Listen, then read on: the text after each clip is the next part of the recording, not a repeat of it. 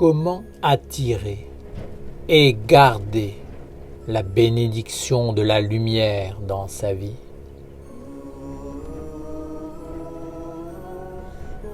Vous dites d'un homme chanceux qu'il a une bonne étoile. Cela traduit l'idée que si le ciel est avec l'homme, s'il a la bonne écriture des dieux au-dessus de sa tête, il conduit tout ce qu'il entreprend dans l'énergie de la réussite. Cela ne veut pas dire que tout ce qu'il fait est parfait, mais il y a toujours une nourriture qui est apportée pour les mondes. La chance n'est pas une énergie qui est donnée à l'homme sans raison. C'est une bénédiction qui se mérite et qui doit être entretenue comme un capital. Si Dieu vous bénit, vous devez tout mettre en œuvre pour garder cette écriture sacrée au-dessus de vos têtes et demeurer sous la protection de la lumière qui éclaire tout.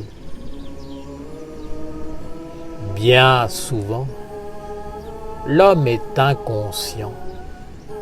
Il ne se rend pas compte de la chance qu'il a et de ce que peut être une vie sans la protection de la lumière.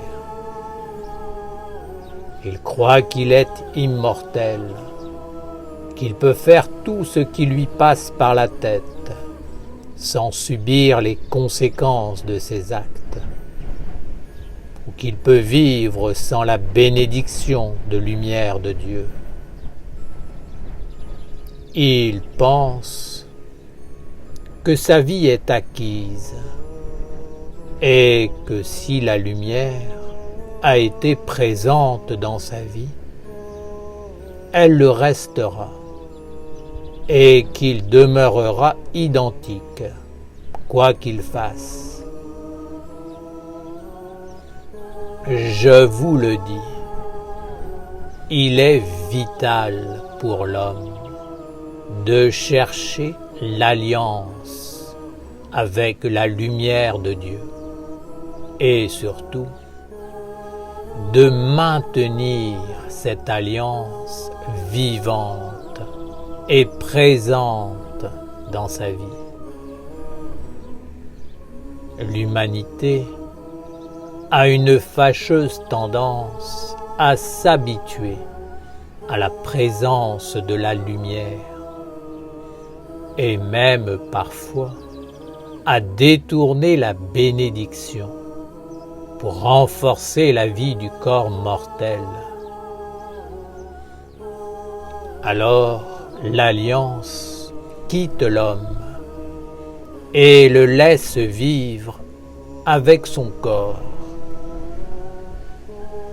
Pour que la lumière demeure avec l'homme,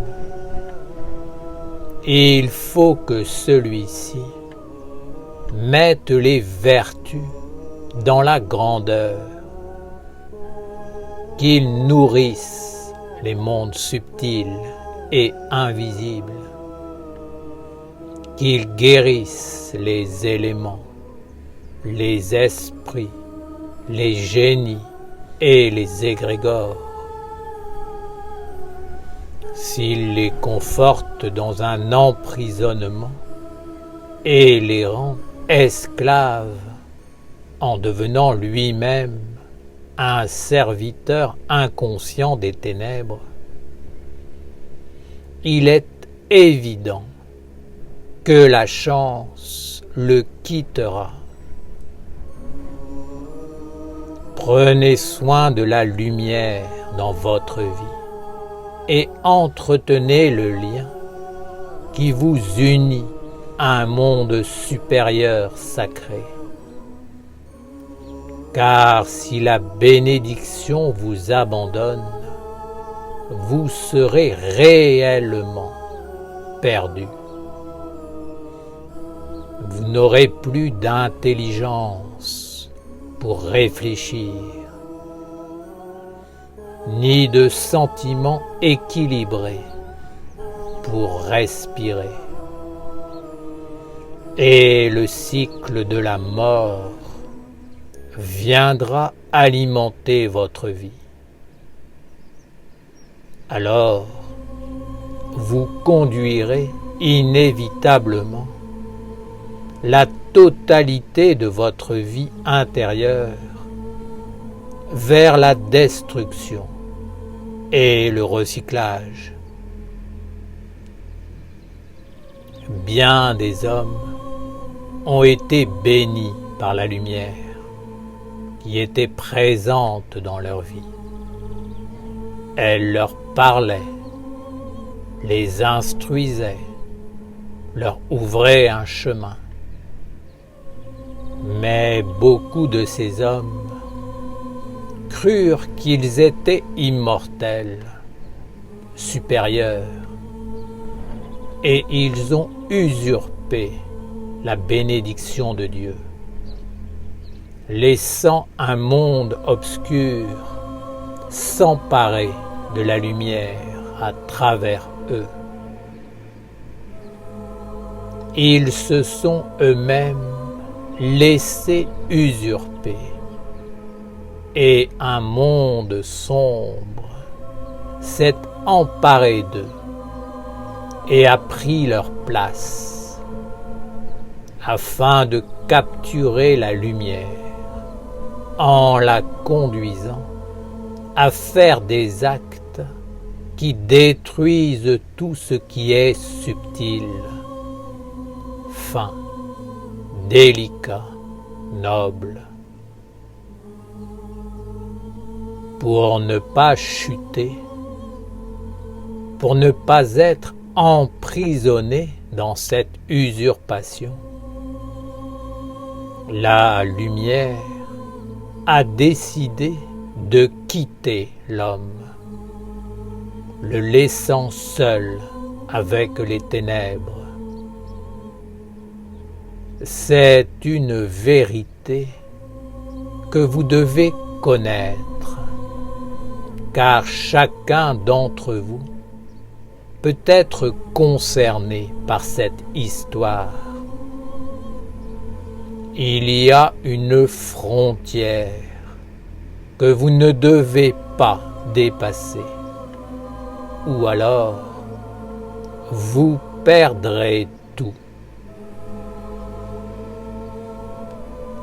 Cultiver un lien avec la lumière est la chose la plus précieuse que vous puissiez avoir à faire dans votre vie. Car tous les bienfaits découlent de cette écriture, de cet état d'être. Votre corps n'est qu'un véhicule, qu'un instrument d'un monde supérieur qui vous permet d'apporter la guérison dans tous les mondes. À celui qui est dans l'ignorance, rien ne sera reproché, car l'inconscience est déjà sa peine. Par contre, celui qui savait et qui n'a rien fait sera jugé, parce qu'en ayant eu les clés et l'alliance, il n'a pas fait le travail qui lui était demandé. Si la lumière parle à l'homme, c'est pour lui ouvrir le chemin de l'évolution, de la transformation. Éventuellement, elle va s'approcher d'un homme qui, par sa vie, peut apporter ou renforcer les vertus d'un monde supérieur. En dehors de ces deux cas, la lumière n'a pas intérêt à s'approcher de l'homme. L'homme croit que les mondes invisibles ne le voient pas. Alors, il cache ce qui se passe à l'intérieur de lui pour que personne ne puisse le découvrir. Mais sachez que cet art de la dissimulation est une illusion pour les mondes invisibles et que tout finit par apparaître. La lumière éclaire tout, et si elle n'éclaire plus, tout n'est que ténèbres. Prenez soin de la bénédiction que vous avez dans votre vie et ne pensez pas qu'elle demeurera avec vous si vous faites n'importe quoi. Ce n'est pas parce qu'elle est présente à un moment donné de votre vie qu'elle le sera éternellement. Si vous n'en prenez pas soin, elle vous quittera pour retourner dans son monde où il n'y a pas de prison, d'enfermement. Père Raphaël, comment faire pour garder le lien avec la lumière? Comment vivre avec la bénédiction de Dieu au-dessus de nos têtes, sans jamais profaner cette lumière et la conduire dans les ténèbres? La première règle est d'apprendre à maîtriser sa vie, car l'usurpation est toujours un monde qui vient habiter l'homme pour voler cette lumière. Cela ne se fait pas d'une façon démoniaque, comme peuvent le penser les spiritualistes, adorateurs de sensations. Non, cela arrive d'une façon sournoise, en venant tout doucement, mais sûrement, grignoter l'homme, en le conduisant à avoir certaines pensées, puis des paroles, puis un regard, pour faire naître finalement certains actes. Lorsque l'homme fait les actes, l'usurpation apparaît comme un lierre qui entoure un arbre pour l'étouffer, prendre sa sève, son énergie, et finalement ne plus lui permettre d'offrir les fruits à Dieu. C'est à cela que vous reconnaîtrez l'usurpation. Il n'y a plus de fruits qui apparaissent en haut de l'arbre, plus rien à partager avec les mondes.